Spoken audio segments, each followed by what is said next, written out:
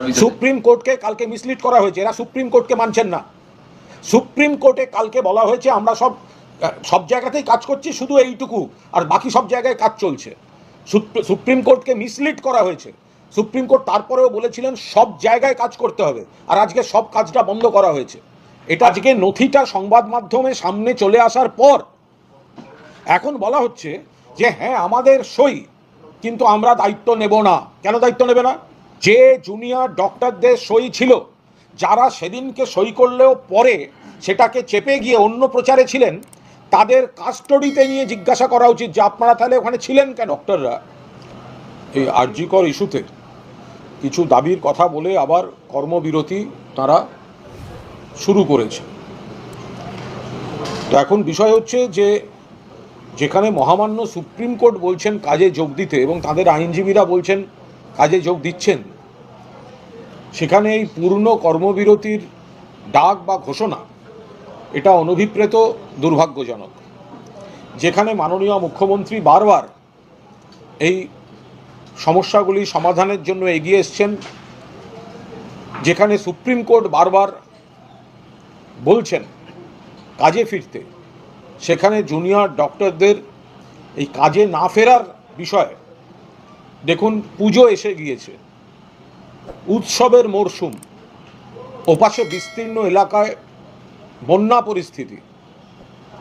এই সময় সরকারি হাসপাতালে সরকারি কাঠামোর চিকিৎসা এটা বিশেষভাবে সাধারণ মানুষের জন্য জরুরি। সেই জায়গায় দাঁড়িয়ে এই সিদ্ধান্ত এটা সম্পূর্ণ দুর্ভাগ্যজনক। আমরা শুধু এইটুকুই বলতে পারি যে ওনারা কোনো বিকল্প পদ্ধতিতে আন্দোলন করুন, গরিব মানুষকে প্রাইভেট হসপিটাল বা প্রাইভেট হাসপাতালের দিকে ঠেলে দেবেন না, সেদিকে যেতে বাধ্য করবেন না। স্বাস্থ্যসাথী আছে বলে কিছু মানুষ রিলিফ পান, কিন্তু এর বাইরে তাদের উপর বিপুল আর্থিক প্রেশার পড়ছে।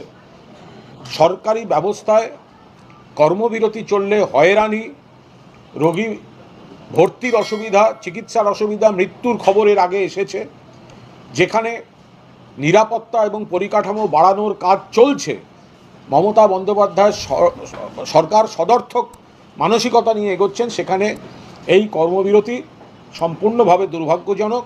তারা এটা পুনর্বিবেচনা করুন সাধারণ মানুষের স্বার্থে, গরিব মানুষের স্বার্থে, যারা সরকারি পরিকাঠামোর উপর নির্ভর করেন। এটা গেল এক। দ্বিতীয় বিষয়, থ্রেড কালচারের নামে কিছু জুনিয়র ডক্টরকে যেভাবে হাসপাতাল থেকে বার করে দেওয়া হচ্ছে, হোস্টেল থেকে বার করে দেওয়া হচ্ছে, এবং আরজিকরের যে কুৎসিত ঘটনা ঘটেছে, এখন কাউকে যাদের অপছন্দ এই যারা আন্দোলন করছেন, সেই নেতৃত্ব যাদের পছন্দ করেন না, তাদের গায়ে সন্দীপ ঘোষের লোক, ও থ্রেট করেছে, এইভাবে থ্রেট কালচারের তকমা দিয়ে বেশ কিছু ছেলে মেয়েকে বার করে দেওয়া হচ্ছে। যদি কেউ সত্যি কোনো অপরাধের সঙ্গে জড়িত থাকে, তাহলে নির্দিষ্ট তথ্য প্রমাণের ভিত্তিতে ব্যবস্থা হোক। কিন্তু এই নির্যাতিতার ইস্যুতে ন্যায় বিচারের আন্দোলনকে বিপথে চালিত করে নিজেদের রাজনৈতিক বা দখলদারির এজেন্ডা মেটানোর জন্য একাংশের জুনিয়র ডক্টরকে বদনাম দিয়ে যেভাবে বার করা হচ্ছে, যেভাবে কর্তৃপক্ষের উপর চাপ সৃষ্টি করা হচ্ছে, এটা কয়েকটি ছেলে মেয়ে, তারাও ডাক্তার, তারাও কঠিন জায়গা থেকে এসেছেন, যেভাবে তাদের এই থ্রেট কালচারে দাগিয়ে দিয়ে পৈশাচিক একটা মনোভাব তৈরি করে তাদের নাম প্রকাশ করে তাদেরকে সরিয়ে দেওয়া হচ্ছে, এটা কিন্তু সম্পূর্ণভাবে সঠিক কাজ হচ্ছে না। এদের মধ্যে যদি কেউ কোনো অপরাধে যুক্ত থাকে, তাহলে নিশ্চিতভাবে যথাযথ প্রমাণ দিয়ে তার বিরুদ্ধে ব্যবস্থা হোক। কিন্তু থ্রেট পারসেপশনের নামে, থ্রেট কালচারের নামে প্রত্যেকটি হাসপাতালের কয়েকজনকে বেছে বেছে সরিয়ে দেয়া, এই ছেলেগুলি এখন কোথায় যাবে? কত গ্রামের ছেলে কষ্ট করে পড়াশুনো করে ডাক্তারি পড়ছে, হস্টেল থেকে বলা হচ্ছে বেরিয়ে যাও, কোথায় যাবে? যারা আন্দোলনের নেতৃত্ব দিচ্ছেন তাদের অপছন্দর একটা গায়ে দাগ দিয়ে দেওয়া হচ্ছে, ও হচ্ছে থ্রেট করেছিল। তার কোন তথ্য, কোন প্রমাণ, আরে আইনে দেখান। এই ধরনের এইভাবে বার করে দেওয়া, এবং কিছু জায়গায় যারা সেই শিক্ষা প্রতিষ্ঠানগুলির বা চিকিৎসা প্রতিষ্ঠানগুলির মাথায় আছেন, তারা এই চাপের কাছে নথি স্বীকার করছেন, তদন্ত কমিটির নামে প্রভাবিত হচ্ছে। এটা কেন হচ্ছে, কেন হবে? যদি কারুর বিরুদ্ধে অভিযোগ থাকে, নির্দিষ্ট অভিযোগ প্রমাণ দিয়ে ব্যবস্থা হোক।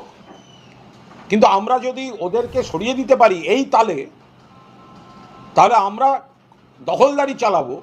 এই মানসিকতা নিয়ে গণতান্ত্রিক পরিবেশ নষ্ট করে কিছু লোককে দাগিয়ে দিয়ে তাড়িয়ে দেওয়া হচ্ছে। এটা উদ্বেগজনক এদের ভবিষ্যতের পক্ষে। এবং এবং অত্যন্ত গুরুত্বপূর্ণ, যে নথি সামনে এসেছিল পোস্টমর্টেমের এবং দেয়াল ভাঙার, প্রথমে একটা রব তোলা হয়েছে, পোস্টমর্টেম আমরা জানতাম না, জোর করে হয়েছে ইত্যাদি। দেয়াল কেন ভাঙা হলো আমরা জানতাম না। এখন যে নথি এসছে তাতে খুব স্পষ্টভাবে দেখা যাচ্ছে, সেই পোস্টমর্টেমের নথিতে সই রয়েছে জুনিয়র ডাক্তারদেরও। সেই নথিতে দেখা যাচ্ছে যে 4 দফা শর্ত দেওয়া হয়েছিল আরজি করেই পোস্টমর্টেম করানোর জন্য। কর্তৃপক্ষ 4 দফাই মেনে নেন এবং পোস্টমর্টেম হয়। সেখানে জুনিয়র ডক্টরদের সই রয়েছে, যারা এখন আবার আন্দোলনেও রয়েছেন, যারা এখন আবার কলেজ কমিটিতেও রয়েছেন। দেওয়াল ভাঙার ক্ষেত্রেও ঠিক তাই, যেটা বলা হচ্ছিল তথ্য প্রমাণ নষ্টের জন্য দেওয়াল ভাঙা, সেটা দেখা যাচ্ছে সর্বসম্মত সিদ্ধান্ত। সেটা দেখা যাচ্ছে জুনিয়র ডাক্তারদেরও সেখানে কনসেন্ট রয়েছে। এবার আজ জুনিয়র ডক্টররা তারা সাংবাদিকদের বলেছেন, হ্যাঁ আমাদের সই, কিন্তু এই তদন্তের ভালো মন্দের দায়িত্ব আমরা নেব না। এটা সম্পূর্ণ দ্বিচারিতা। পোস্টমর্টেমের যে প্রস্তাব, তাতে মিনিটসে যাদের সই আছে, সই লোকে কখন করে? সই মানে সিস্টেমটার মান্যতা। আমিও ছিলাম এর মধ্যে। সেদিনকে তো কোনো নোট অফ ডিসেন্ট দেয়নি। তারপরের দিন, এটা তো 9 তারিখের সই, এতদিন গেল, তারপরের দিন তো কখনো বলেনি যে না এটাই ভুল ছিল। তারপরের দিন তো কখনো বলেনি যে আমরা এটা মানি না। আজকে নথিটা সংবাদ মাধ্যমে সামনে চলে আসার পর এখন বলা হচ্ছে যে হ্যাঁ আমাদের সই, কিন্তু আমরা দায়িত্ব নেব না। কেন দায়িত্ব নেবে না? এই বিষয়ে পোস্টমর্টেম এবং জয়েন্ট ইন্সপেকশনের রিপোর্টে যে জুনিয়র ডাক্তারের সই ছিল, সিবিআই এর উচিত তাদের কাস্টাডিতে নিয়ে জিজ্ঞাসাবাদ করা। পোস্টমর্টেমের নথিতে এবং দেয়াল ভাঙার মিনিটসে যে জুনিয়র ডক্টরদের সই ছিল, যারা সেদিনকে সই করলেও পরে সেটাকে চেপে গিয়ে অন্য প্রচারে ছিলেন, তাদের কাস্টডিতে নিয়ে জিজ্ঞাসা করা উচিত যে আপনারা তাহলে ওখানে ছিলেন কেন? যদি সেটা কনস্পিরেসি হয়ে থাকে তাহলে আপনারাও তার পার্ট অ্যান্ড পার্সেল। যদি ময়না তদন্তটা খারাপ হয়ে থাকে, অন্যায় হয়ে থাকে, ভুল থাকে, তাহলে আপনারাও পার্ট অ্যান্ড পার্সেল। আপনি তো সেদিন প্রতিবাদ করেননি, সই করে দিয়েছেন, সম্মতি দিয়েছেন, নোট অফ ডিসেন্ট নেই, মিনিটসে সই দেয়াল ভাঙার। ফলে যার সই এই নথিগুলিতে আছে, সিবিআই অবিলম্বে এদের কাস্টডিতে নিয়ে জিজ্ঞাসা করুক যে প্রথম দিনের এক সই আর কার বা কাদের চাপে তারপর তারা স্টেটমেন্ট আর ভূমিকা বদল করে আন্দোলন এবং কুৎসা করার কাজ করছে। সিবিআই এই কয়েকজনকে কাস্টডিতে নিয়ে ইন্টারোগেট করতে